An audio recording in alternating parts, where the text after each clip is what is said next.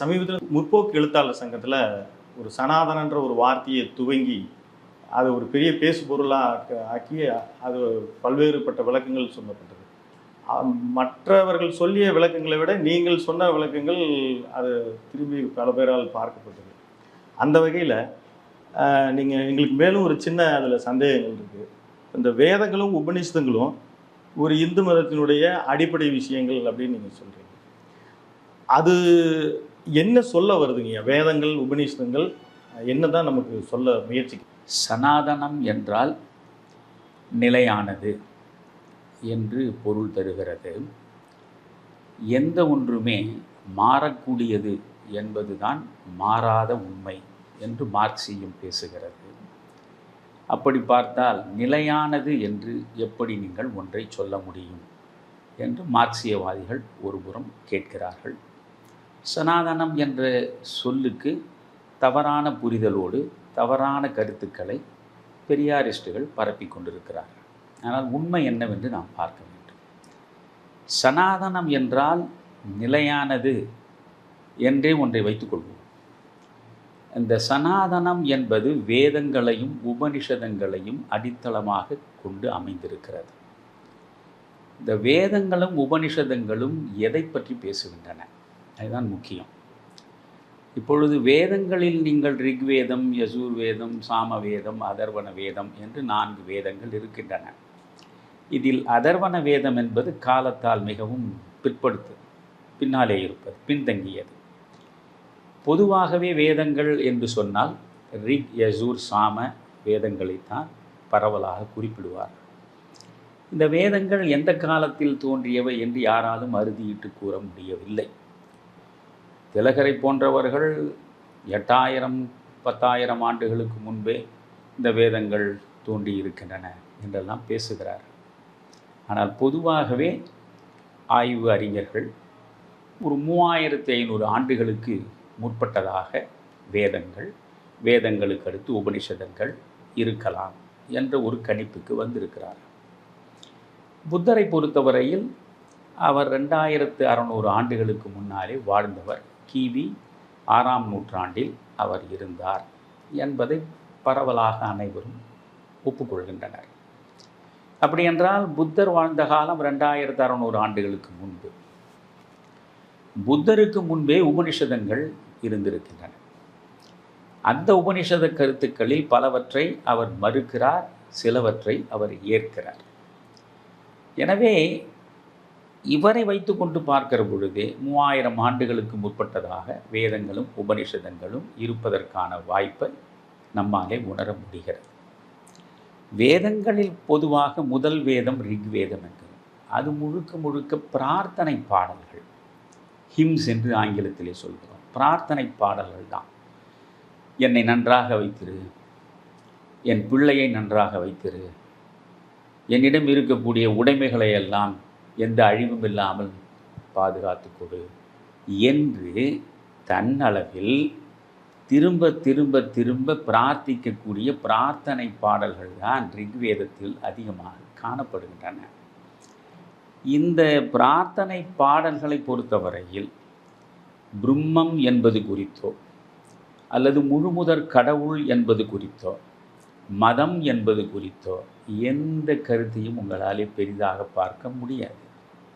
புரிகிறதா? அப்படி எதுவும் பார்க்க முடியாது. அதாவது முதலில் தோன்றிய அந்த வேதங்கள் எப்பொழுதுமே பதஞ்சலி யோக சூத்திரம் அழகாக சொல்லும். மனித மனத்தின் உணர்வுகள் 3 அடிப்படைகளை கொண்டு இயங்குகின்றன. ஒன்று மகிழ்ச்சி, இன்னொன்று வெறுப்பு, 3வது அச்சம். நீங்கள் எத்தனை உணர்வு அலைகள் உங்களை அலைக்கடித்தாலும் இந்த 3க்குள்ளே தான் அவை இருக்கும். அதிலும் அச்சம் மிக முக்கியமானது. பிறப்பிலிருந்து இறப்பு வரையில் மனிதனை அலைக்கழிக்கக்கூடிய மிக முக்கியமான உணர்வு அச்ச உணர்வு தான். அன்றைக்கு இயற்கையின் சீற்றங்களால் பாதிக்கப்படுகிற நிலையில் நெருப்பை பார்த்தால் அச்சம், வெள்ளத்தை பார்த்தால் அச்சம். எனவே இப்படி அச்சத்தின் பார்ப்பட்டவர்கள் அவற்றிடமிருந்து தங்களை பாதுகாத்துக் கொள்வதற்கு அவற்றை வழிபடுகிறார்கள். அந்த பிரார்த்தனை பாடல்களை தான் நீங்கள் பார்க்கலாம். நீங்கள் ஆதி வேதத்தில் பார்க்கிற பொழுது இயற்கையைத்தான் அவர்கள் வழிபடுகிறார்கள். நீங்கள் பாருங்கள், வருணன் என்றால் மழையை தான், அக்னி தேவன் என்றால் நெருப்பை, இப்படி அக்னியை, காற்றை, இந்திரனை எல்லாம் அவர்கள் வழிபடுகிறார். இதையெல்லாம் நான் சொல்வதென்றால் பெரிய புராணமாக போயிடும். நான் சுருக்கமாக சொல்ல விரும்புவது, இந்த வேதங்களில் பெரிதாக மதம் குறித்தோ சாதி குறித்தோ எதுவும் பேசப்படவில்லை. ஒன்றை நீங்கள் தெளிவாக புரிந்து கொள்ள வேண்டும். இரண்டாவது, இந்த வேதங்களில் சொல்லப்பட்ட கருத்துக்களை இன்னும் ஆழமாக ஆய்வு செய்து பிரம்மம் என்கிற தேடலில் வந்து நிற்பது தான் உபனிஷத். உபனிஷத் என்று சொன்னாலே ஒருவர் அடுத்தவரோடு பக்கத்தில் இருந்து உரையாற்றுவது, இங்கே குருவும் சீடனும் பேசிக்கொள்வது போல இருப்பது தான் உபனிஷதங்கள். வேதங்கள், உபனிஷதங்களை யார் யார் உருவாக்கினார்கள், வேதங்களை யார் யார் உருவாக்கினார்கள் என்பதில் தெளிவு இல்லை. நான் அதில் கொஞ்சம் ஆழமாக சொல்வதென்றால், வேதங்கள் இப்பொழுது நாம் சமஸ்கிருதத்தின் மூலமாக அறிந்து கொள்கிறோம். ஆனால் வேதங்கள் இன்றைய சமஸ்கிருதத்தில் உருவாக்கப்படவில்லை. சமஸ்கிருதம் என்றாலே செம்மைப்படுத்தப்பட்ட மொழி என்றுதான் பொருள். எனவே இதற்கு முன்பு இருந்த மொழி வேறு. அந்த மொழியில்தான் இந்த வேதங்கள் உருவாக்கப்பட்டிருக்கின்றன. ஒரு 4000-3500 ஆண்டுகளுக்கு முன்னால் உருவானதனால் இந்த வேதங்களில் பல மந்திரங்கள் காணாமலே போய்விட்டன. சில மந்திரங்களுக்கு நம்மால் பொருள் கொள்ள முடியவில்லை. ஆனால் இவற்றை பற்றி பொதுவாக இந்து சமயம் என்ன சொல்கிறது? இவை அபௌருஷேயம்.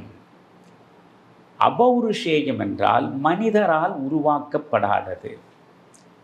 மனிதர்களால் உருவாக்கப்படவில்லை என்றால் இந்த வேதங்களை உருவாக்கியது யார் என்ற ஒரு கேள்வி வரும். அந்த கேள்விக்கு என்ன இந்து சமயம் சொல்கிறது என்றால், இறைவனுடைய மூச்சு காற்றில் மூலமாக முனிவர்களுக்கு கிடைத்த அனுபூதியின் அடிப்படையில் வந்து சேர்ந்தவைதான் இந்த வேத மந்திரங்கள். இப்பொழுது உடனே நீங்கள் கேட்கலாம், இறைவனுடைய மூச்சு காற்றில் முனிவர்களுடைய காதுக்குள்ளே வந்து அவர்கள் சிந்தைக்குள்ளே நிறைந்து அது வார்த்தைகளாக வடிவம் எடுத்தது என்றால் எப்படி ஐயா நம்புவது என்று கேட்கலாம். இப்பொழுது பைபிளை நாம் பார்க்கிறோம். பைபிளில் கர்த்தருக்கு பின்னாக ஏராளமானவர்கள் அவருடைய உரைகளை கேட்பதற்கு பின்தொடர்கிறார்கள். ஒரு பாலை பெருவெளியில் கர்த்தருக்கு பின்னால் ஆயிரக்கணக்கில் மக்கள் கூடி நிற்கிறார்கள். அந்த நேரத்தில் பகல் முடிந்து இரவு தொடங்குகிறது. அத்துணை பேரும் சோர்வுற்ற நிலையில் இருக்கிறார்கள். அனைவரும் பசியோடு தவிக்கிறார்கள். அப்பொழுது கர்த்தருடைய சீடர்களில் ஒருவன், ஐயா கர்த்தரே, நம்மிடம் 5 அப்பங்களும் 2 மீன்களும் இருக்கின்றன. ஆனால் கூடியிருப்பவர்கள் ஆயிரக்கணக்கில் இருக்கிறார்கள். இவர்களை எப்படி பசியாற்றுவது என்று சீடன் கேட்கும்போது, அந்த 5 அப்பங்களையும் 2 மீன்களையும் கர்த்தர் கையிலே வாங்கி விண்ணை பார்த்து கடவுளை போற்றி அவற்றை பிட்டு சீடர்களிடம் கொடுத்து அனைவருக்கும் அளிக்க சொல்கிறார். அற்புதங்களை நிகழ்த்துகிறார். ஆமாம். அப்படி கொடுக்கிற பொழுது 5000த்திற்கும் மேற்பட்டவர்கள் உண்டு பசியாறுகிறார்கள்.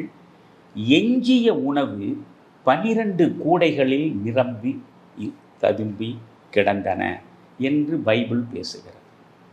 கடலின் மீது நடந்தார் என்று பைபிள் பேசுகிறது. கர்த்தர் நீரை திராட்சை ரசமாக்கினார் என்று பேசுகிறது. நோயுற்றவர்களை நோயிலிருந்து அவர் விடுவித்தார். பார்வையற்றவர்களுக்கு பார்வை வழங்கினார். முடமாக இருந்தவர்களை நடக்கச் செய்தார் என்றெல்லாம் பல்வேறு அற்புதங்கள் விவிலியத்தில் பேசப்படுகிறது அல்லவா? அப்படி என்றால் அவற்றை நீங்கள் நம்ப மாட்டீர்களா? ஒன்று. இஸ்லாம் இருக்கிறது. இஸ்லாமை பொறுத்தவரையில் நபிகளார், அவர்தான் கடைசி இறை தூதர். நபிகள் பெருமானாரை உம்மி என்று சொல்கிறது. உம்மி என்றால் எழுத படிக்க தெரியாதவர். எழுத படிக்க தெரியாத உம்மி நபிகளார் ஹீரா மலை குன்றில் போய் அடிக்கடி உட்கார்ந்து தனிமை தவம் இருப்பார். அப்படி ஒரு நாள் அவர் தனிமையில் இருக்கிற பொழுது வானத்திலிருந்து ஜிப்ரீல் என்கிற வானவர் கீழிறங்கி வந்து அவரிடம் ஓதுவீராக என்று கட்டளையிடுகிறார். அது எழுதப்பட்டதல்ல, இறக்கப்பட்டது. இறக்கப்பட்டது, விண்ணிலிருந்து இறைவனால் இறக்கப்பட்டது. அதாவது ஒரு நாளில் அல்ல, அதை நன்றாக புரிந்து கொள்ள வேண்டும்.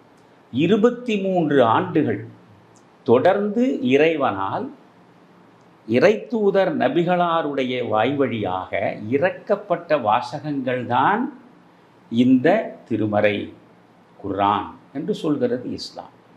அதே மாதிரி விண்ணேற்றம் என்பது இருக்கிறது. நபிகளார் எப்படி விண்ணோக்கி சென்றார் என்பது குறித்தெல்லாம் மார்க்கம் பேசுகிறது. ஆனால் ஒன்று, கர்த்தர் செய்த அற்புதங்களைப் போல அதிகமாக அற்புதங்களை நபிகளார் செய்ததாக மார்க்கம் சொல்லவில்லை. ஒரு முறை நபிகளாரிடமே நீங்கள் செய்த அற்புதங்களிலேயே எது மிகச்சிறந்தது என்று கருதுகிறீர்கள் என்று கேட்டார்கள். இப்போ நபிகளார் சொல்கிறார், நான் ஒரே ஒரு அற்புதம் தான் செய்திருக்கிறேன், அது வேறொன்றுமில்லை, என் மூலமாக இறைவன் தந்த திருக்குர்ஆன், இதை தவிர எதுவும் இல்லை என்று பேசுகிறார். என்னுடைய விஷயம் என்னென்ன, இவ்வளோ விளக்கம் எதற்குன்னா, பெர்ட்ராண்ட் ரஸ்ஸல் அழகாக ஒரு வரி சொல்கிறார், all religions are based only on faith. எந்த மதமாக இருந்தாலும் அந்த மதம் நம்பிக்கையின் மீது தான் கட்டப்பட்டிருக்கிறது. அந்த மதம் சொல்வதை நீங்கள் நம்பவில்லை என்றால் நீங்கள் அந்த மதத்தை சார்ந்தவர் இல்லை. கன்னிமேரிக்கு கர்த்தர் பிறந்தார் என்று நம்பினால்தான் நீங்கள் கிறித்துவராக இருக்க முடியும். உம்மியாக இருந்தவர் மூலமாகத்தான் இறைவன் 23 ஆண்டுகளாக வழங்கிய வசனங்கள் திருமறையாக இருக்கின்றது என்று நம்பினால்தான் நீங்கள் இஸ்லாமியராக இருக்க முடியும். அதுபோன்றுதான் இறைவனுடைய மூச்சு காற்றின் மூலமாக காதின் வழியாக வந்து சேர்ந்து அது அவர்கள் சிந்தனைக்குள்ளே படர்ந்து அவர்களுடைய வாய் வழியாக அனுபூதி நிலையில் வந்து விழுந்தவை வேதங்கள் என்று சொன்னால் அதை நீங்கள் நம்பித்தான் ஆக வேண்டும். அதை எல்லாரையும் நம்ப சொல்லவில்லை இந்து மதம். நம்பக்கூடியவனுக்கு கடவுள், நம்பாதவனுக்கு வெறும் கல் என்றே இந்து மதம் பேசுகிறது. எனவே நீங்கள் சனாதனம் என்று சொல்லுகிற பொழுது இந்த வேதங்களும் உபனிஷதங்களும் அடிப்படையாக கொண்டவை. சனாதனம் என்பதும் இந்து மதம் என்பதும் வேறு வேறு கிடையாது. இந்த சனாதனம் இப்படி வேதங்களின் வழியாக வந்தது என்பதை நீங்கள் நம்பினால் இந்துவாக இருக்க போகிறீர்கள். நம்பவில்லை என்றாலும் நீங்கள் இந்துவாக இருக்க முடியும். அதுதான் இந்து மதத்தின் சிறப்பே. இப்போ நாத்திகனாக கூட இருந்து கொண்டு நான் இந்துவாக இருக்கிறது உங்களால் சொல்ல முடியும். வேறு எந்த மதத்திலும் அப்படி சொல்ல முடியாது. வேறு எந்த மதத்திலும் மத நம்பிக்கைக்கு எதிராக உங்களால் கருத்தை சொல்லிவிட்டு அந்த மதத்தில் உங்களால் இருக்க முடியாது. ஆனால் ஒரு இந்து நாத்திகனாகவே இருக்கலாம். காரணம், 6 தரிசனங்கள் இருக்கின்றன. இந்த மண் மூலமாக வந்து சேர்ந்த 6 தரிசனங்கள்: நியாயம், வைசேஷிகம், சாங்கியம், அதற்கு பிறகு பார்த்தீங்கன்னா யோகம், பிறகு மீமாம்சம், அதற்கு பிறகு பூர்வ மீமாம்சம், உத்தர மீமாம்சம் என்ற 6 தரிசனங்கள். இந்த உத்தர மீமாம்சம் தான் நீங்கள் சொல்லுகிற உபனிஷதங்களை அடிப்படையாக கொண்ட வேதாந்தம். இந்த 6 தரிசனங்களில் எல்லா தரிசனங்களும் கடவுளை ஏற்றுக்கொள்கின்றன என்று சொல்ல முடியாது. கடவுளை மறுக்கக்கூடிய தரிசனங்களும் இருக்கின்றன. ஆனால் இவை அனைத்துமே இந்து தரிசனங்களாகத்தான் பார்க்கப்படுகின்றன. ஒன்றா எல்லாத்துக்குமே சனாதன தர்மம் தான் பேர். எல்லாமே சனாதனம் என்பது வாழ்வியல் கோட்பாடு. ஒரே வரியில் சொல்கிறேன், சனாதனம் எந்த மதமாக இருந்தாலும் ஒழுக்க விதிகளை அடிப்படையாக கொண்டு இயங்குகிறது. அதுதான். கடவுளை பற்றி பேச வேண்டும் என்பது கூட கிடையாது. இப்பொழுது புத்த மதம் கடவுளை பேசவில்லை. சமணம் கடவுளை மறுக்கிறது. ஆனால் அவையும் சமயங்களாகத்தான் போற்றப்படுகின்றன. காரணம், அவற்றுக்கென்று கோட்பாடுகள் இருக்கின்றன, ஒழுக்க விதிகள் இருக்கின்றன. எனவே இந்து மதத்தில் சனாதனம் என்றால் அற ஒழுக்கங்களை வலியுறுத்தக்கூடிய வாழ்வியல் அமைப்பு. இந்த உபனிஷதங்களை பற்றி நீங்கள் கேட்டீர்கள். உபனிஷதங்கள் எதை சொல்கின்றன? 108 உபனிஷதங்கள் இருக்கின்றன. இவற்றுள் 14 உபனிஷதங்கள் மிகவும் புகழ்பெற்றவை. 14 உபனிஷதங்களையும் நான் படித்திருக்கிறேன். இந்த 14 உபனிஷதங்களும் ஒரே செய்தியை தான் சொல்கின்றன. என்ன தெரியுமா? பிரம்மம் என்ற ஒன்று, அதுதான் இறைவன். பல கடவுள்களை பேசவில்லை உபனிஷதங்கள். ஆனால் பல கடவுள்கள், உருவ வழிபாடையும் சில உபனிஷதங்கள் ஏற்றுக்கொள்கின்றன, அருவ வழிபாடையும் ஏற்றுக்கொள்கிறது. எல்லாவற்றுக்குமே இங்கே இடம் உண்டு. புரிகிறதா? இது என்ன சொல்றது? இறைவனிடமிருந்து வந்தவன் மீண்டும் அந்த இறைவனிடம் நீ சென்று சேர வேண்டும். இறைவனிடம் இருந்து வந்த நீ உன் இதயத்திலேயே இறைவன் ஆன்மாவாக இருக்கிறான். உன் புறப்பற்றுகளை விட்டுவிட்டு அகத்திற்குள்ளே போய் அகத்தேடல் நடத்தி ஆன்ம விழிப்பை அடைகிற பொழுது இறைவன் உன்னுள் இருப்பதை உன்னாலே கண்டெடுக்க முடியும். நீயே கடவுளாகிவிடவும் முடியும். அதுதான் தத்துவம் அசி, அகம் பிரம்மாஸ்மி என்றெல்லாம் பேசுவது. எனவே மிக உயர்ந்த சிந்தனைகளை இந்த மண்ணில் கொண்டு வந்து சேர்த்தது தான் உபனிஷதங்கள், வேதங்கள். இந்த உபனிஷதங்களிலும் வேதங்களிலும் தெளிவாக சொல்கிறேன், அழுத்தமாக சொல்கிறேன், சாதியை பற்றிய எந்த செய்தியும் கிடையாது. 4 வகை பகுப்புகளை பற்றி பிருகதாரண்ய உபனிஷதம் பேசுகிறது. அதாவது பிராமணர், பிறகு சத்திரியர், வைசியர், வேளாளர். இந்த 4 வகுப்புகளை பிருகதாரண்ய உபனிஷதம் பேசுகிறது. ஆனால் சாதி பேசவில்லை. இந்த 4 வகுப்புகளில் உயர்வு தாழ்வு பேசவில்லை. பிராமணனுக்கு பிறந்தவன் பிராமணன் இல்லை என்றே பிருகதாரண்ய உபனிஷதம் பிரகடனம் செய்கிறது. குணத்தின் அடிப்படையில் உனக்கு இந்த வகுப்பு நிர்ணயிக்கப்படுகிறதே தவிர பிறப்பின் அடிப்படையில் இல்லை. அதனால்தான் இதற்கு பின்னாலே வந்த பகவத்கீதை சதுர்வர்ணம் மயா சிருஷ்டம் குண கர்ம விபாகச. எந்த திராவிட இயக்கத்தை சார்ந்தவர்களும் நான் தெளிவாக கேட்கிறேன். 4 வகுப்புகள். அந்த 4 வகுப்புகள் இறைவனால் படைக்கப்பட்டன, சமூகத்தில் அமைக்கப்பட்டன என்பது சொல்கிறேன். நீங்கள் 4 வகுப்புகளுக்கு அடுத்த வரி என்ன சொல்கிறது பகவத்கீதை? குண கர்ம விபாகச. உன்னுடைய குணத்தின் அடிப்படையிலும் நீ செய்யக்கூடிய செயல்களின் அடிப்படையிலும் தான் இந்த 4 வகுப்புகளில் எந்த ஒரு வகுப்பில் நீ இருக்கிறாய் என்பது நிர்ணயிக்கப்படும். எனவே இதில் வேற்றுமைக்கு இடமில்லை, உயர்வு தாழ்வுக்கு இடமில்லை. ஆக சாதியை பேசாத, உயர்வு தாழ்வை வலியுறுத்தாத, மனிதர்கள் அனைவருக்குள்ளேயும் இருப்பது ஒரு ஆன்மாதான், அந்த ஆன்மாதான் இறைவன். எனவே எல்லா உயிர்களிலும் இறைவனை பார்ப்பதும், எல்லா உயிர்களில் இறைவனை பார்ப்பதனால் எப்படி? எல்லா உயிர்களிலும் உன்னை பார்க்க வேண்டும், எல்லா உயிர்களையும் உன்னுள் பார்க்க வேண்டும். காரணம், எல்லா உயிர்களில் இருப்பதும் இறைவன் தான், என்னுள் இருப்பதும் இறைவன் தான் என்ற நிலைக்கு நீங்கள் வந்துவிட்டால் அங்கே மனமயக்கம் இல்லை, கவலை இல்லை, யாரையும் வெறுப்பதற்கு இடமும் இல்லை என்று ஈசாவாசியம் தெளிவாக பேசுகிறது. எனவே 14 உபநிஷதங்களில் நான் படித்தவற்றையெல்லாம் விளக்குவது என்று தொடங்கிவிட்டால் அது ஒரு பேருரையாக முடிந்துவிடும். சொல்லக்கூடியது ஒன்று தான். எந்த வேதத்திலும் எந்த உபனிஷதத்திலும் சாதி பற்றிய குறிப்புகள் கிடையாது. உபனிஷதங்களில் 4 வகை வகுப்பு இருந்தாலும் அந்த வகுப்பு பிறப்பின் அடிப்படையில் பேசப்படவில்லை. புரிகிறதா? இதுதான். இவ்வளவு அழகா ரத்தன சுருக்கமாக நீங்கள் உபநிஷத்துக்களை பற்றியே நீங்கள் சொல்லியிருக்கீங்க.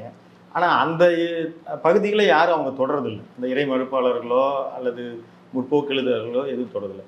மனுஸ்மிருதியை பற்றி தான் அதிகமாக பேசுகிறாங்க. அதில் எங்களை மாதிரி எளிய இறை வழிபாடு இருக்கிறவங்களுக்கு இப்போ அங்கே தான் நாங்கள் திகைச்சிட்றோம். இப்போ நீங்கள் மனுஸ்மிருதியை பற்றி உங்களுடைய பார்வை? நான் மனுஸ்மிருதியை முழுவதுமாக ஏற்கக்கூடியவன் இல்லை. நீங்கள் சொன்ன வேதங்கள் உபனிஷதங்கள் என்று இருக்கின்றன. இன்னும் கூட நிறைய மக்களுக்கு தெளிவை தருவதற்காகத்தான் நாம் எதையுமே பேச வேண்டும். சினவை சொரிந்து கொடுப்பதற்காக மற்றவர்கள் செய்கிற வேலையை தமிழர் மணியன் ஒருபோதும் செய்ய மாட்டான். ஆனால் நான் சொல்லக்கூடிய சிலவற்றை நீங்கள் அமைதியாக அவற்றை கேட்டு அதை மக்களிடம் கொண்டு போய் சேர்க்க வேண்டும். இப்பொழுது சாதி குறித்தோ அல்லது சாதி பிரிவினை குறித்தோ உயர்வு தாழ்வோ இருக்கிறதா, வேதத்தில் இருக்கிறதா, உபநிஷத்தில் இருக்கிறதா என்றால் நான் 2 செய்தி மட்டும் உங்களுக்கு சொல்கிறேன். சாந்தோக்கிய உபனிஷதம் என்று ஒரு அற்புதமான உபனிஷதம். இந்த உபநிஷத்தில் 2 செய்தி இருக்கிறது. ஒன்று, ஞானச்சுதி என்ற ஒரு அரசன் தன்னுடைய அரண்மனையின் மேல் மாடியில் அவன் ஓய்வு பெற்று கொண்டிருக்கிறான். அந்த நேரத்தில் வானத்தில் அன்னப்பறவைகள் பறந்து வருகின்றன. அவற்றுள் ஒரு அன்னப்பறவை இன்னொரு பறவையை பார்த்து சொல்கிறது, ஞானச்சுருதி அங்கே மாடியில் மேற்புறத்தில் நிற்கிறார், அவரை நெருங்கி நீ பறக்காதே என்கிறது. ஏன் என்று கேட்கிறது இந்த அன்னம். அவருடைய புகழ் ஒளி விண் முழுவதும் பரவி கிடக்கிறது. அந்த ஒளிப்பட்ட நீ கரிந்து சாம்பலாகி விடுவார், அதனால் கொஞ்சம் விலகியே நீ பறக்கப்பார் என்கிறது. உடனே அந்த அன்னம் கேட்கிறது, அவ்வளவு ஆற்றல் பெற்ற அவ்வளவு புகழொளி கொண்டவனா இந்த ஞான சுருதி என்று கேட்டுவிட்டு, அதோ அங்கே வண்டிக்கு கீழே கிடக்கிறாரே ரைக்கிறவர், அந்த ரைக்கிறவரை விட இவன் பெரிய ஞானியா, இவன் பெரிய புகழொளி படைத்தவனா என்று கேட்டுவிட்டு பறந்து கொண்டே இருக்கின்றன. அதிர்ந்து போகிறான் மன்னன். நம்மை விட இந்த மண்ணில் மிகப்பெரிய புகழை பேரொளியாக பெற்றவன் எங்கோ ஒரு வீதியில் ஒரு வண்டியின் கீழே கிடக்கிறான் என்று சொல்லிவிட்டு பறக்கிறதே பறவை, அவனை யார் என்று பார்ப்போம் என்று இவன் தேரையும் பசுக்களையும் அணிகலன்களையும் எல்லாம் பரிசு பொருளாக எடுத்துக்கொண்டு இந்த ரைக்கிறவனிடம் போய் நிற்கிறான். ரைக்கிறவன் என்ன அவனை பார்த்தவனே சொல்கிறான், சூத்ரா. முக்கியமாக கவனிக்கணும், யாரை பார்த்து சொல்கிறான்? சத்திரியனை பார்த்து. சூத்ரா, உன்னுடைய தேரையும் உன்னுடைய பசுக்களையும் உன்னுடைய அணிகலன்களையும் நீயே வைத்துக்கொள் என்கிறான். அடுத்த கதையை நீளமாக நாம் போக வேண்டாம். சத்திரியன் இவன். இவனை ரைக்கிறவன் என்னவென்று சொல்கிறான்? சூத்ரா என்கிறான். ஏன் சூத்ரா என்கிறான் என்றால், சூக் ப்ளஸ் த்ர கூட்டினால் சூத்ரா. சூக் என்றால் சோகம், த்ர என்றால் ஓடி வருவது. சோகத்தின் வயப்பட்டு ஓடி வரக்கூடியவன் யாரோ அவன் சூத்திரன். நீ ஒரு சோகத்திற்கு ஆட்பட்டு என்னை தேடி ஓடி வந்திருக்கிறாய், அதனால் சூத்ரா என்றான். அங்கே ஜாதி பேசப்படவே இல்லை. சூத்திரன் என்றால் ஜாதி என்பது அதில் காணவே காணும். இது சாந்தோக்கிய உபநிஷத்தில். இப்பொழுது நம்முடைய திராவிட பாரம்பரியத்தில், அதுவும் உதயநிதி வரையில் இருக்கக்கூடியவர்கள் பேசக்கூடியவற்றில் மிக முக்கியமானது, எல்லாருக்கும் கல்வி மறுக்கப்படவில்லையா சனாதனத்தில் என்று சொல்கிறார்கள். கேட்கலாம். அதுதான் மிக முக்கியமாக பார்க்கணும். கல்வி எல்லாருக்கும் மறுக்கப்பட்டதா? பெண்களுக்கு கல்வி தரப்பட்டதா? பெண்ணடிமை போற்றப்படவில்லையா? இத்தனை கேள்விகளுக்கும் பதில் இருக்கிறது. முதலில் பெண்களுக்கு கல்வி கிடைத்ததா என்று கேட்டால் முதல் வேதமே ரிக்வேதம் தான். அதில் 4 வேதங்கள். ரிக்வேதத்தில் மட்டுமே 20க்கு மேற்பட்ட பெண் புலவர்கள் பாடிய பாடல்கள் இருக்கின்றன. பெண்ணே மந்திரங்களை எழுதக்கூடிய அளவுக்கு 20 பேருக்கு மேல் இருந்திருக்கிறார்கள் என்றால் அப்பொழுது பெண் கல்வி இருந்ததா இல்லையா? நீங்கள் தான் முடிவுக்கு வரணும். புரிகிறதா?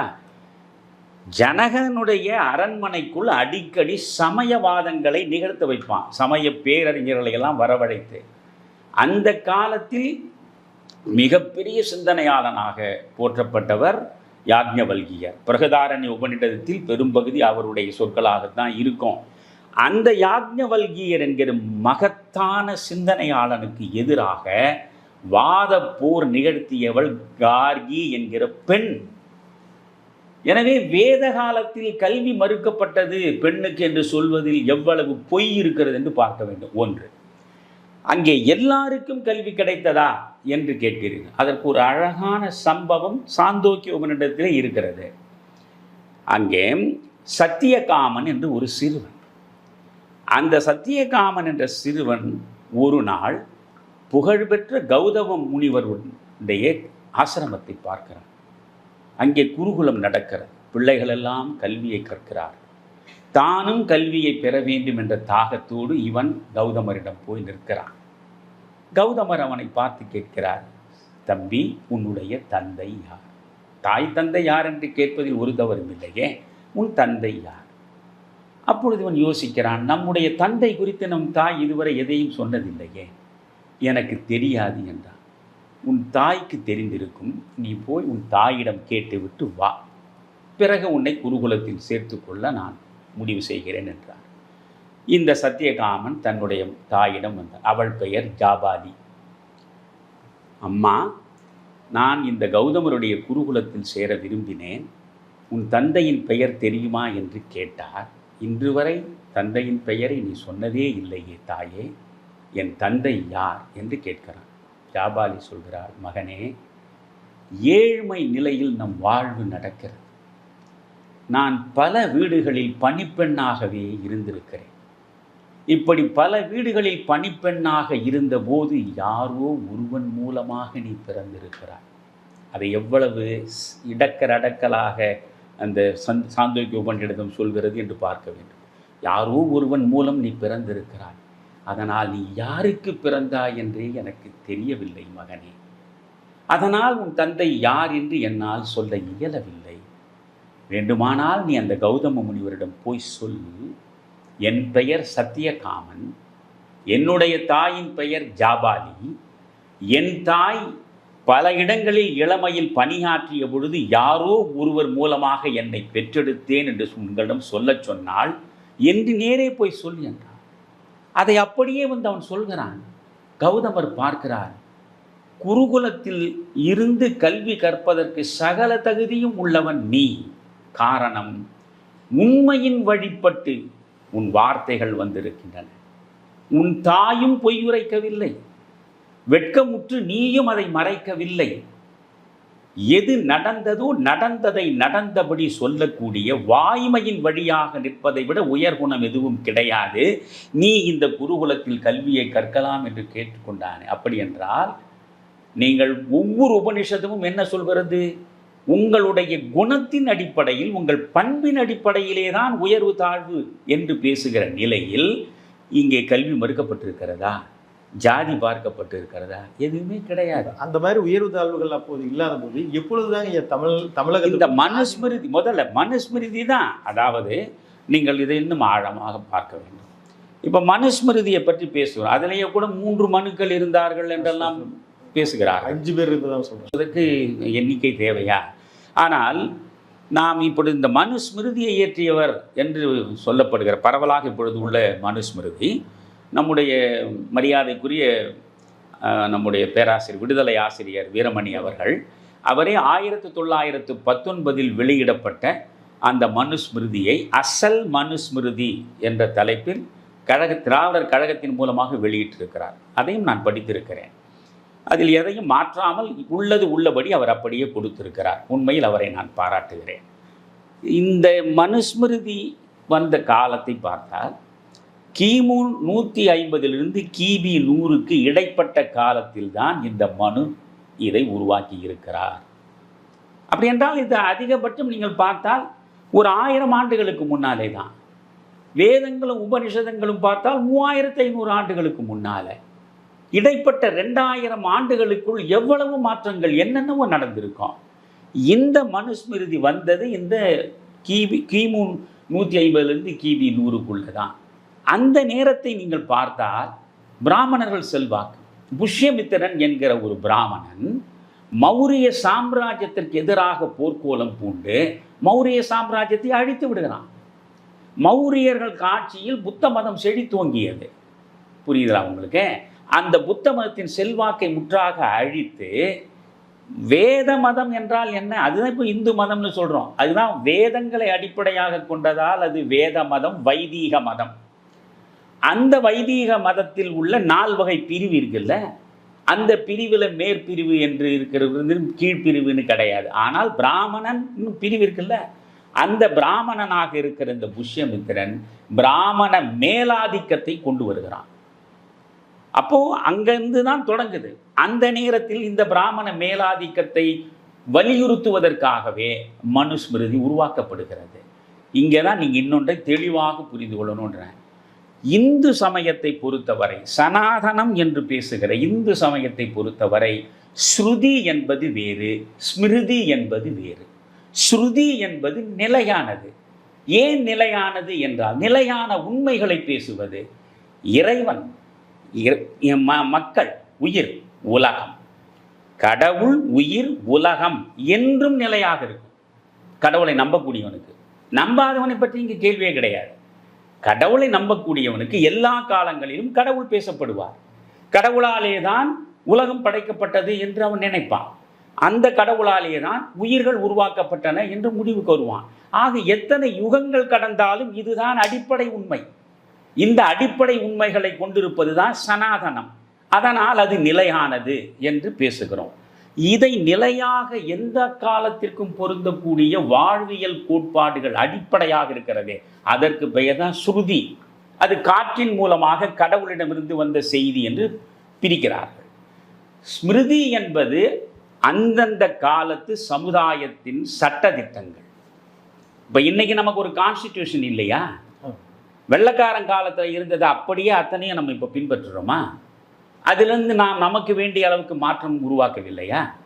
ஒரு காலத்தில் கோயிலுக்குள்ளேயே தாழ்த்தப்பட்டவர்கள் செல்லக்கூடாது, இப்பொழுது நாம் பட்டியல் வகுப்பை சார்ந்தவர்கள் பேசுகிறோம், அவர்கள் செல்லவே கூடாது என்று இருந்ததே, அதை இன்றைக்கு முற்றிலுமாக மாற்றி அனைவரும் கோவிலுக்கு செல்ல வேண்டும் என்ற சூழலை அண்ணல் அம்பேத்கர் மூலமாக உருவான அந்த சட்டத்தில் நாம் கொண்டு வரவில்லையா? காலச்சூழலுக்கு ஏற்ப சமூக மாற்றங்கள் நிகழ்ந்து கொண்டே இருக்கும்.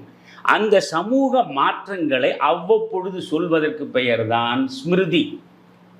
ஒருவனுக்கு ஒருத்தி, கற்பு, ஆண் பெண் 2 பேர் மட்டுமே காலம் முழுவதும் ஒருவருக்காக ஒருவர் உயிரை கொடுத்து உருகி உருகி வாழ்வது, பெற்ற தாயையும் தந்தையையும் கடவுளுக்கு நிகராக பேணுவது, அறிவு கொடுத்த ஆசானை நெஞ்சில் வைத்து போற்றுவது, இவையெல்லாம் எல்லா காலத்துக்கும் பொருந்தக்கூடியது தானே?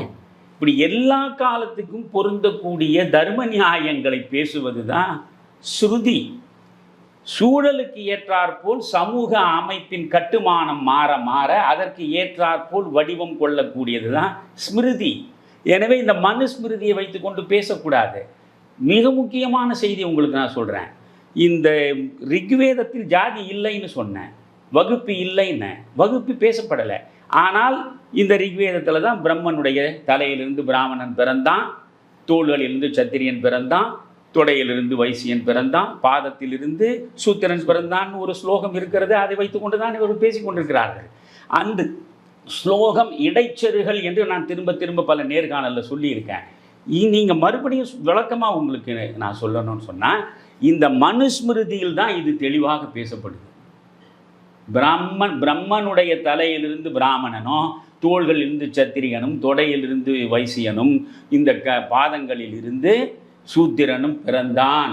எனவே தலை என்பது தான் உயர்ந்த இடம், சிந்தனையை உருவாக்குவது, மூளை இருக்கிறது. அதனால் அது ரொம்ப பெருமைக்குரிய இடத்துல இருப்போம் பிராமணன், கீழே கிடக்கிறது பாதம், அதனால் அழுந்தி கிடப்போம் சூத்திரன் என்று இந்த வரையறைக்கு உட்பட்டு வாழ்க்கை முறையை வகுத்து கொடுத்தது மனுஸ்மிருதியில் தான் பார்க்கலாம். நீங்கள் இதை நீங்கள் பாகவதத்திலும் பார்க்கலாம், புரியுதா? ஆனால் இந்த மாதிரியான அடிப்படை வேற்றுமைகளை நீங்கள் எந்த உபநிஷதத்திலும் பார்க்க முடியாது. அதனால் ஸ்ருதி என்பது தான் நமக்கு சனாதனம். உதயநிதி வகையறாக்களுக்கு நான் சொல்லிக்கொள்வது, நாங்கள் இந்து மதம் சனாதன மதம் என்று போற்றுவது எந்த வேற்றுமையும் இல்லாத, எல்லா உயிர்களிலும் இறைவனை பார்த்து எல்லா உயிர்களையும் ஒன்றாகவே பாவிக்கக்கூடிய மிகப்பெரிய வாழ்நிலையை எங்களுக்கு வகுத்து கொடுத்த அந்த வேதங்களும் உபனிஷதங்களும் ஸ்ருதி. அந்த ஸ்ருதி தான் சனாதனம். நீங்கள் சொல்லுகிற ஸ்மிருதி அது காலங்களுக்கு ஏற்ப மாறக்கூடியது. அப்படி மாற்றமுற்ற செய்திகளை சொல்வது தான் மனுஸ்மிருதி. இந்த மனுஸ்மிருதியை நீங்கள் உட்பட அந்த வேதங்களும் உபநிஷத்துக்களை அதில் ஆழம் கண்டவர்கள், மடாதிபதிகள் உட்பட யாருமே அதை வலியுறுத்துவது கிடையாது, அதை பற்றி பேசுவது கிடையாது. ஆனால் அந்த இறை மறுப்பாளர்கள் உட்பட, திராவிட கழகத்தை சேர்ந்தவர்கள் உட்பட அதைத்தான் எடுத்து வச்சு உதாரணமாக பேசிகிட்டு இருக்கிறாங்க. உதாரணத்துக்கு முன்னாள் மத்திய அமைச்சர் திரு ஆராசா இந்த மனுஸ்மிருதியை பற்றி மட்டுமே பல மணி நேரம் பேசி நீங்கள் சொன்ன இந்த இதை மட்டும்தான் அதிகப்படியாக பேசுகிறாங்க. அதுக்கு அடுத்து வரக்கூடிய உபநிஷத்துக்களுடைய அதை எதையுமே பேசுவதில்லை. இது எப்படி பார்க்குறீங்க? அதாவது அவர்களுக்கு அரசியல் செய்ய வேண்டும். இந்த தமிழ் மக்களை விழிப்பற்ற நிலையிலேயே வைத்திருக்க வேண்டும். இவர்கள் விழித்து கொண்டால் இவர்களுடைய வியாபாரம் படுத்துவிடும். எனவே மக்களை விழிப்பற்ற நிலையில் வைத்திருக்க வேண்டுமென்றால் அவர்களை உணர்வு வயப்படுத்த வேண்டும். அறிவு வயப்படுத்துவது என்பது வேறு, உணர்வு வயப்படுத்துவது என்பது வேறு. பெரும்பாலும் இன்றைக்கு தமிழ்நாட்டில் மக்கள் அனைவருமே உணர்வு வயப்பட்டவர்களாகத்தான் இருக்கிறார். உணர்ச்சியை தூண்டினால் போதும், மொழியை சொல்லி, இனத்தை சொல்லி, சாதியை சொல்லி தூண்டுகிற பொழுது நீங்கள் தலைவராகி விடுகிறீர்கள். எனவே இவருடைய நோக்கம் சமூகம் சிதைகிறதே, மக்களிடையே நல்லிணக்கம் இல்லாமல் போகிறதே. பிணக்கும் பூசலும் பிளவுமாக பிரிந்து கிடக்கிறதே என்பது குறித்தெல்லாம் கவலை இல்லை. அவை உருவாக வேண்டும். அவற்றின் மூலம் நாம் தலைவராக வேண்டும், நாம் அதிகாரத்தில் அமர வேண்டும், பதவிகளை பெற வேண்டும், முடிந்தவரை கோடி கோடியாக கொள்ளையடிக்க வேண்டும். அவ்வளவுதான் இவர்கள் நோக்கம். நான் என்ன சொல்கிறேன், மனுஸ்மிருதியை நான் ஏற்பவன் இல்லை. ஆனால் மனுஸ்மிருதி முழுவதையும் நான் வாசித்திருக்கேன். மனுஸ்மிருதியில் நல்லதே இல்லைன்னு நீங்கள் சொல்ல முடியாது. நீங்கள் நல்லனவற்றை கொள்ள வேண்டும், அல்லனவற்றை தள்ள வேண்டும். அதற்குத்தான் அறிவை கொடுத்துருக்கிறான் ஆண்டவன். இப்போ இந்த மனுஸ்மிருதியை எடுத்துக்கங்க. நான் ஒன்று சொல்கிறேன், ஒரு ஆசிரியனை விட ஆச்சாரியன் 10 மடங்கு உயர்ந்தவன். ஒரு ஆச்சாரியனை விட பெற்றெடுத்த தந்தை 100 மடங்கு உயர்ந்தவன். பெற்றெடுத்த தந்தையை விட சுமந்த தாய் 1000 மடங்கு உயர்ந்தவள். பேசுவது எது? இந்த மனுஸ்மிருதி தான். பெண்ணடிமைத்தனத்தை பேசுகிற இந்த மனுஸ்மிருதி என்று நாம் பேசணும் இல்லையா? இந்த மனுஸ்மிருதியிலே இது இருக்கு. தாயை உடன்கட்டை சம்பந்தமா அதுல வருது, எல்லாமே இருக்கு. நான் சொல்கிறேன் பொறுமையா. இப்போ இந்த நீங்கள் ஒன்றை பாருங்க, ஆசிரியனை விட ஆச்சாரியன் 10 மடங்கு உயர்ந்தவன்றான். அதுவே நம்மில் பல பேருக்கு வேற்றுமை புரியாது. ஆசிரியன் யார், ஆச்சாரியன் யார்? காசுக்கு கற்றுக் கொடுப்பவன் ஆசிரியன். கைமாறாக எதையுமே கருதாமல் தன்னிடம் இருக்கக்கூடிய அறிவை அடுத்தவனுக்கு அள்ளி அள்ளி வழங்கக்கூடியவன் ஆச்சாரியன். எனவே காசுக்கு கற்றுக் கொடுக்கிற ஒரு ஆசிரியனை விட கைமாறு கருதாமல் அறிவை வழங்கக்கூடிய ஆச்சாரியன் 10 மடங்கு உயர்ந்தவன். அந்த ஆச்சாரியனை விட பெற்றெடுத்த தந்தை 100 மடங்கு உயர்ந்தவன். அந்த தந்தையை விட சுமந்தாளே தாய், அவள்தான் 1000 மடங்கு உயர்ந்தவள், அவளை நீ போற்ற வேண்டும் என்று தாயின் பெருமையை பேசுகிறது மனுஸ்மிருதி தான். அதை நான் பார்க்குறேன். புரியுதுங்களா? இது மாதிரி மனுஸ்மிருதிக்குள்ளேயே சில நல்ல விஷயங்கள் இருக்குது. இப்போ பெண்ணடிமைத்தனம் பற்றி பேசுறது, அது என்ன செய்யறதுன்னா, பெண் என்பவள் சலன புத்தி உள்ளவள், கணத்திற்கு கணம் மாறக்கூடியவள், அவளிடம் மயங்கி நீ சீரழிந்து விடக்கூடாது என்பது போல நீங்கள் வீட்டுக்குள்ளேயே சிறை வைக்க பார்க்கிறது மனுஸ்மிருதியுடைய மிக மோசமான அணுகுமுறை. பெண்ணை பொறுத்தவரை நீ பிறந்ததிலிருந்து திருமணமாகிற வரையில் தந்தைக்கு கட்டுப்பட்டவள், திருமணமான பிறகு கணவன் இருக்கும் வரையில் கணவனுக்கு கட்டுப்பட்டவள், கணவன் மறைந்த பிறகு நீ பிள்ளைக்கு கட்டுப்பட்டவள். சுயேட்சையாகவும் சுதந்திரமாகவும் ஒருபோதும் பெண்கள் நடக்கக்கூடாது. இதைவிட ஒரு பெண்ணடிமைத்தனம் உலகத்தில் எதுவுமே இருக்க முடியாது. இதை ஆண்டி ஆராஷாக்கள்லாம் நிறைய நேரம் பேசட்டும், அது மக்களுக்கு போய் சேரட்டும். ஆனால் இன்றைக்கு அது இருக்கான்னு நான் கேட்குறேன். என் கேள்வி அதுதான். இன்றைக்கு எல்லா பெண்களையும் நான் இங்கே வந்து வீட்டுக்குள் பூட்டி வைத்த விந்தை மனிதர்களை பாரதி 100 ஆண்டுகளுக்கு முன்னே பேசுகிறான். இனி எல்லா பெண்களையும் முடிஞ்சால் பெண்கள் உங்களை வீட்டில் பூட்டி வச்சுட்டு அவங்க புறப்படுவாங்க. அந்த அளவுக்கு அவர்களுக்கு விழிப்புணர்வு வந்துடுச்சு. புரியுதா? இப்பொழுது வந்து சம உரிமையை நோக்கி, சமத்துவத்தை நோக்கி பெண் மக்கள் புறப்பட்டு கொண்டிருக்கிற போது நீ பழைய குப்பையை கிளறி அதனுடைய முடைநாற்றத்தை பரப்புவதற்கு முனைகிற பொழுது மனதில் உங்களுக்கு இருக்கிற அழுக்கை வெளிப்படுத்துகிறீர்கள். எந்த சமூக நோக்கமும் கிடையாது. இந்த ஒன்று நான் சொல்கிறேன் உங்களுக்கு, மனு 1000 விஷயம் சொல்லியிருக்கான். வாழ்க்கை முறை, எப்படி நீங்கள் வாழணும், எப்படி நீங்கள் படுக்கணும், எப்படி நீங்கள் பல்ல துலக்கணும், எப்படி எல்லாம் பண்ணணும், எல்லாம் சொல்கிறான். அதில் நான் வியந்து போனது, நீரில் மலத்தை கலப்பவன் மாபெரும் பாவின்னு மனு சொல்கிறான். நீரில் மலத்தை கலப்பவனோ நீரில் சிறுநீரை கடிப்பவனோ மாபெரும் பாவி. ஒரு பாவிகள் பட்டியல் போடுறான். அதில் இது இருக்குது. இப்போ வேங்கை வேலை பற்றி அதை தான் நான் சொல்ல வரேன். இப்போ வந்து நம்ம ஆராசா இதெல்லாம் படித்தாரா இல்லையா? விவேகானந்தரே சொல்றாரு, 100 விழுக்காடு நன்மை என்ற ஒன்றும் கிடையாது, 100 விழுக்காடு தீமை என்ற ஒன்றும் கிடையாது. நன்மைக்கு பின்னாலும் தீமை கொஞ்சம் மறைந்திருக்கும், தீமைக்கு பின்னாலும் நன்மை கொஞ்சம் படர்ந்திருக்கும். இதுதான் வாழ்வியல் முறை. எனவே இந்த மனுஸ்மிருதியில் எனக்கு வேண்டியதை நான் எடுத்துப்பேன். நான் ஆசிரியனாக நீண்ட காலம் இருந்தவன். ஆனால் அந்த மனுஸ்மிருதியை படிக்கிற போது வியந்து போகிறேன். மனுஸ்மிருதி சொல்றது, ஒரு ஆசிரியன் எந்த நிலையிலும் மாணவனை பெரம்பெடுத்து தண்டிக்கக்கூடாது. இப்போ இன்றைக்கு நீங்கள் வந்து பிள்ளைகள்லாம் பெரம்பெடுத்து ஆசிரியர் வந்து நின்னார்னாவே ஜெயிலுக்கு போக வேண்டிய நிலைக்கு ஆக்கிட்டான் இல்லையா? நீங்கள் spare the rod and spoil the சைல்டெல்லாம் இப்போ நடக்காது. நீ பெரம்பு கீழே வச்சுருந்தா பையன் கெட்டு போவான்ப்பா, நீ எவ்வளோ வேணா அடி, கண்ணை மட்டும் விட்டுட்டு மற்றபடி உடம்பு புறம் என்ன வேணா சேதாரப்படுத்து, அவனுக்கு நீ அறிவை கொடுத்தா போதும்னு சொன்ன தலைமுறை முடிஞ்சு போச்சு. ஆனால் நான் சொல்கிறேன், நீங்கள் கிமு 150லேருந்து கிபி 100ன்னா அப்போவே நீங்கள் வந்து ஒரு 1000 2000 ஆண்டுகளுக்கு முன்னால் இந்த மனுஸ்மிருதியில் மனு தெளிவாக சொல்கிறான், எப்படி நீ கல்வியை சீடனுக்கு கொடுக்க வேண்டும் என்றால் தாயின் பரிவோடு நீ கல்வியை தர வேண்டும், தண்டிப்பதன் மூலம் நீ அறிவை வழங்க முயற்சிக்காதேன்னு ஆசிரியர் சொல்கிறான். எனவே மனுவில் இப்போ ஆனால் என்னென்னா, இப்படி மனுவில் வரவேற்கத்தக்க அம்சங்கள் என்பது 25% இருக்கும். கொளுத்த வேண்டும் என்று நினைக்க வேண்டிய அளவுக்கு நமக்கு எரிச்சல் மூட்டக்கூடிய அந்த விஷயங்கள் 75%. அதனால் அந்த மனுவை தூக்கி போடுங்கன்றேன். நான் கேட்பது உங்களை ஆராசாவிலேருந்து இந்த உதயநிதியிலேருந்து ஊரில் இருக்கிற எல்லா அறிவுஜீவிகளையும் பார்த்து கேட்பது, இன்றைக்கு இந்திய அரசியலமைப்பு சட்டம் என்பது மனுஸ்மிருதியா? மனுஸ்மிருதியை வைத்து கொண்டா மோடி ஆட்சி நடத்துகிறாரு. இல்லை, அதுதான் ஜாதிகளை புகுத்தியதுன்ற மாதிரி. ஜாதி புகுத்தப்பட்டது என்றதான் நான் தான் சொல்லிட்டேன்ல. முதல்ல வருணம், வழி வழியாக இது ஒரு பரிணாமம். பரிணாமத்தில் வளர்ச்சியை நோக்கியும் போகும், வீழ்ச்சியை நோக்கியும் போகும். ரெண்டுமே பரிணாமம் தான், எவல்யூஷன் தான். வளர்ந்து கொண்டே போவது தான் பரிணாமம்னு இல்லை, புரியுதுங்களா? இப்போ வந்து நம்ம சாதாரண குரங்கிலிருந்து மனிதனாக வருவதும் பரிணாமம் தான். மனிதன் மறுபடியும் குரங்காக போகிறதுக்கு முயற்சி எடுப்பதும் பரிணாமம் தான். இப்போ நம்ம அந்த 2வது முயற்சியை தான் நம்ம எல்லாரும் செஞ்சுன்னு இருக்கிறோம். நான் என்ன இப்போ உங்களுக்கு சொல்கிறேன்னா, சாதியை பற்றி பார்த்தீங்கன்னா நம்ம பாரதி சொல்கிறது தான் நம்ம ஜாதி. என்ன ஜாதி? தமிழச் சாதி.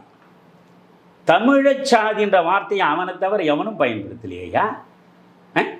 சாதிகள் 2 ஒழிய வேறில்லைன்னு அவ்வை சொல்கிறா இல்லையா? அதில் வந்து இந்த ஜாதிகளை எல்லாம் அவுப்பு சொல்லலையே. கொடுப்பவன் உயர்ந்தவன், கொடுக்க மறுப்பவன் தாழ்ந்தவன், இப்படி தான் ஜாதியை பார்க்கணும். இல்லை ஆண் ஜாதி பெண் ஜாதி இப்படி நீ ஜாதி பாரு. இங்கே என்ன சொல்கிறான்? உலகத்தில் 1000 இனங்கள் இருக்கின்றன, என்னுடைய தமிழ் இனம் தமிழச் சாதி அப்படின்னு பாரதி சொல்கிறான். நான் மீண்டும் மீண்டும் கேட்பது தான், பெரியார் காலத்திலிருந்து இன்று வரையில் நீங்கள் அசைக்க முடியாத பெரியார் மண் இது அப்படின்னு நீங்கள் புறநானூற்று போர் வீரர்களாக புறப்பட்டு போர் பிரகடனம் வாசிக்கிறீங்களே, நான் உங்களை திரும்ப திரும்ப கேட்கிறது தான், இன்று வரையில் சாதி அடையாளத்தை மீறி தமிழச் சாதி என்கிற ஒரே அடையாளத்தோடு நம்முடைய தமிழ் மக்களை வாழ வைத்திருக்கிறீர்களா? மனதை மாற்றி இருக்கிறீர்களா?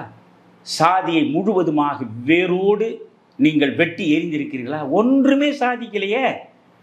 நான் கல்லூரியில் படித்த பொழுது என் உடன் இருந்த சகமானவன் என்ன சாதியன்னு எனக்கு தெரியாது, புரிகிறதா? சாதியே தெரியாமல் தான் என்னுடைய இளமை பருவத்தில், என் இளமை பருவத்தில்னா ஒரு 50 ஆண்டுகளுக்கு முன்னால் எந்த மாணவனும் சக மாணவனின் சாதி பற்றி கேட்க மாட்டான், சாதி பார்த்தும் பழக மாட்டான். இப்படி இருக்கும்போது தமிழகத்தில் இந்த ஜாதி சொல்கிறேன் இன்றைக்கு வந்து சாதிக்கு அடையாளம் காட்டுவதற்கு கல்லூரியில் கயிறு கட்டிக்கிறான். ஒரு குறிப்பிட்ட கயிறை கட்டினால் இந்த கயிறு கட்டியவனெல்லாம் இந்த சாதி, இந்த கயிறு கட்டியிருந்தால் இவன் இந்த சாதி என்று இவர்கள் அடையாளப்படுத்தி கொண்டு ஒரு சாதிக்குழு இன்னொரு சாதிக்குழுவோடு முட்டலும் மோதலுமாக மாணவ பருவத்திலேயே நிற்கக்கூடிய நிலை எப்பொழுது வந்தது? உங்கள் பெரியார் மண்ணில் நீங்கள் 100 ஆண்டு காலம் சாதித்த சாதனைகளுக்கு பிறகுதான் இப்பொழுது கீழ்மட்டம் வரையில், பள்ளிக்கூடம் வரையில் சாதி போய் சேர்ந்திருக்கிறது. ஆனால் இந்த தமிழச் சாதி எப்படின்னா, இருக்கிற தமிழ் நூல்களிலேயே முதன்மையான நூல் என்று நாம் போற்றி பாராட்டி பராமரிப்பது தொல்காப்பியம். தொல்காப்பியத்தினுடைய வயது என்ன என்பதும் ஆய்வுக்கு உரியது தான். இருந்தாலும் தொல்காப்பியம் எப்படியும் ஒரு 2500 ஆண்டுகளுக்கு முற்பட்டதாகத்தான் இருக்கணும். அந்த தொல்காப்பியத்தை பொறுத்தவரையில் நீங்கள் சாதி என்ற சொல் இருக்குது. ஆனால் அந்த சாதி என்பது நீங்கள் நினைக்கிற பன்னியர் சாதி, அதுக்கு பிறகு நாயக்கர் சாதி, முதலியார் சாதி, அந்த சாதி இல்லை. அவன் என்ன சொல்கிறான்? நீரினுள் வாழும் சாதியை சொல்கிறான். நீர்வாழ் சாதி அருபிறப்பு உரிய தொல்காப்பிய சூத்திரம் அது. நீரில் இருக்கக்கூடிய உயிரினங்கள் இருக்குல்ல, அதை 6 பிரிவுகளாக இருக்கின்றன. நீர்வாழ் சாதியை பேசுகிறான், மனிதர்களுக்கு இடையே சாதியை பேசலை. ஆனால் அந்த தொல்காப்பியத்திற்குள்ளேயே 4 வகை வருண பாகுபாடு வந்துடுது. அந்தணர், அரசர், வணிகர், வேளாளர். அது தொல்காப்பியத்திலே வந்துடுச்சு. அப்போ தொல்காப்பியத்திலேயே வந்துடுச்சுன்னா ஏறக்குறைய 2500 ஆண்டுகளுக்கு முன்னாலேயே 4 வருண பாகுபாடு வந்துடுச்சு. சாதி பாகுபாடு வரல. சாதியை பற்றிய வார்த்தையும் சொல்லாடலும் அறவே தொல்காப்பியத்தில் இல்லை. பிரிவு என்று தான் தொல்காப்பியம் பேசுகிறது. 4 வகை பிரிவு. சமூகம் 4 வகை பிரிவுகளாக இருந்தது. ஆனால் நாம் பேசுகிறோம் இல்லையா, புறநானூறு பற்றி பேசி பேசியே தமிழ்நாட்டில் வளர்ந்தவர்களாயிட்டு நம்முடைய திராவிட இயக்கத்தில் உள்ளவங்க. புறநானூறு பிறந்த காலம்தான் தமிழனுடைய பொற்காலம் சொன்னால. முதல்ல புறநானூரில் தான் இந்த சாதியை நான் பார்க்குறேன். புறநானூரில் தான் புலையன் என்ற வார்த்தை இருக்கு. புரியுதுங்களா? வேணும்னா அவர்களுக்கு புறநானூறு எந்த பாடல் உட்பட எல்லாவற்றையும் நான் கொடுக்க தயார். புலையன் என்ற வார்த்தை புறநானூரில் இருக்கு. இன்னொரு பாடலில் பார்த்தீங்கன்னா புலையன் இழிசினன் அப்படின்னு ஒரு பதப்பிரயோகம். புலையன் இழிசினன் என்றால் இழிந்தவன். அப்போ சாதி வந்துடுச்சு. அந்த சாதியில் உயர் சாதி, தாழ் சாதின்ற பிரிவு வந்துடுச்சு. அப்போ அங்கிருந்து புறப்பட்டு பார்த்தீங்கன்னா சாதி கொஞ்சம் கொஞ்சமாக வேரூன்றி இந்த சாதியை வைத்துக்கொண்டே ஆதாயம் தேட வேண்டும், ஆதிக்கம் செலுத்த வேண்டும் என்று நினைத்த மனிதர்களுடைய கருத்து போன பிறகு, கருத்தே முழுவதும் கருத்து போன பிறகு இந்த சாதி இன்று வரை வேரூன்றி கிடைக்க தவிர இதற்கும் சனாதனத்துக்கும் எந்த சம்பந்தமும் கிடையாது.